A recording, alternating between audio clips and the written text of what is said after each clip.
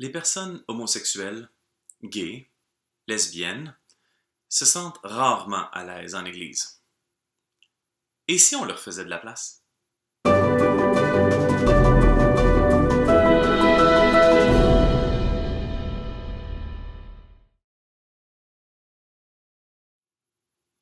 Pourquoi les homosexuels se sentent mal à l'aise en Église? D'abord, parce qu'il y a eu tant de discours homophobes au cours des années. Et ensuite, car le mariage est un sacrement strictement réservé aux couples hétérosexuels. Démystifions une chose tout de suite. Une personne naît avec une orientation sexuelle. C'est pas un choix. Un jour, elle en prend conscience et elle l'annonce à sa famille.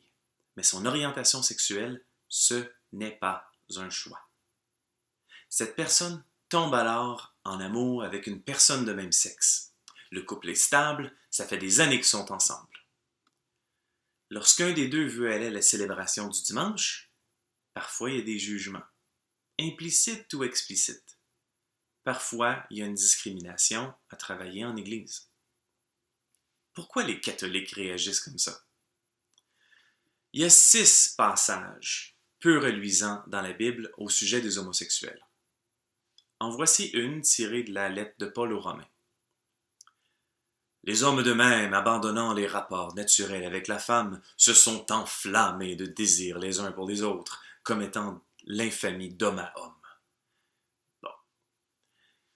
Paul dénonce la luxure, c'est-à-dire un désir sexuel incontrôlé, et pas les relations amoureuses durables. En tant que juif, il est choqué que ça existe dans le monde gréco-romain.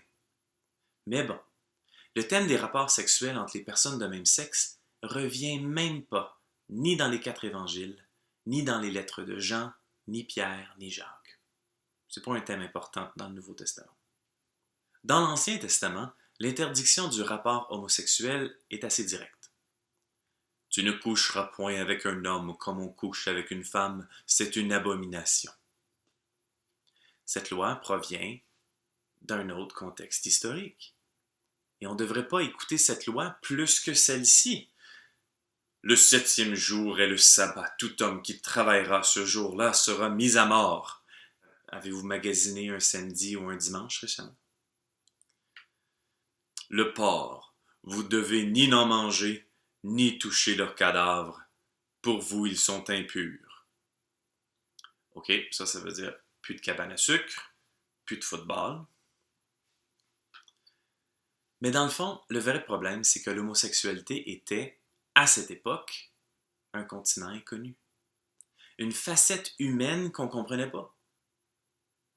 Comme la Bible ne parle pas des courriels, des microphones, des piles électriques, des bicyclettes. Ça ne parle même pas des moulins avant, c'était pas inventé.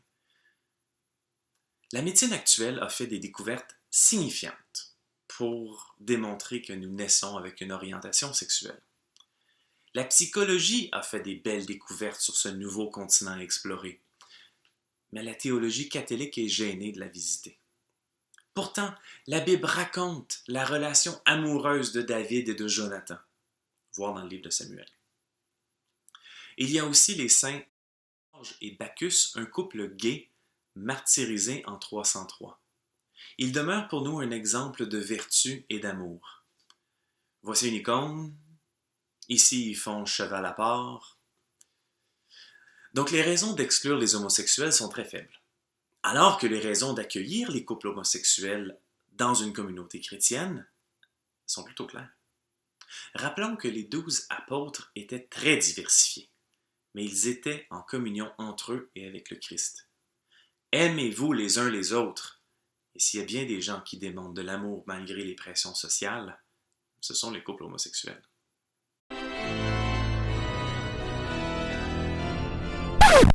Bon, avant de terminer, un mot sur le mariage de couples homosexuels en Église. Le sacrement du mariage pour les couples de même sexe, c'est pas pour demain. Peut-être après des décennies d'exploration de ce nouveau continent, on verra. Mais en attendant, je pense que l'Église a un rôle important à jouer pour reconnaître que cet amour est valide et que c'est une bonne chose pour la société et pour l'Église. les fruits de leur amour sont positifs. Nous devrions mettre en place un rituel d'action de grâce de cet amour vécu chez les couples homosexuels. Pas de signature au registre à titre de sacrement, pas de bénédiction nuptiale, mais sans hésitation, un rituel pour célébrer leur engagement dans un monde de plus en plus individualiste. Rendre grâce pour la décision de leur union. J'offre mes réflexions constructives afin d'aider l'Église que j'aime à se renouveler. Cliquez j'aime, abonnez-vous à la chaîne, laissez un commentaire constructif, partagez cette vidéo.